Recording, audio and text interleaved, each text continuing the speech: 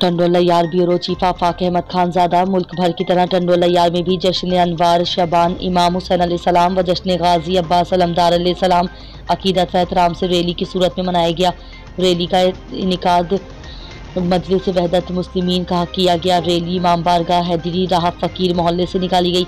Rally की क़यादत मजलिस वहदत मुस्लिमीन सूबा सिंध नाइब सदर रज़ा मोहम्मद सईदी, मौलाना तनवीर चांदियो, मौलाना अतहर अली मथरी, मौलाना करीम बख्श करीमी, मौलाना याकूब अली खासखेली, मौलाना गुलाम असगर चांडियो, मौलाना गुलाम अब्बास चांडियो कर रहे थे। रैली राहब मोहल्ले से शुरू होकर शहर की मुख्तलिफ गुजरगाहों, सब्जी मंडी, MCB चौक, गुल सेंटर, मैन लियाकत गेट से होती हुई डिस्को होटल, जागीर अली अकबर, चंबर नाका, सखी मौज दरिया दरगाह से गुजरती हुई राहब फकीर मोहल्ले इमाम बारगाह हैदरी पर इख्तिताम पजीर हुई। जबकि काली के मंदिर के सामने उलमाए कराम ने रैली के शुरका से खिताब किया और अपने अपने अंदाज में हज़रत इमाम हुसैन अलैहिस्सलाम व विलादत बासादत हज़रत गाजी अब्बास अलमदार अलैहिस्सलाम की सीरत व किरदार पर रोशनी डाली।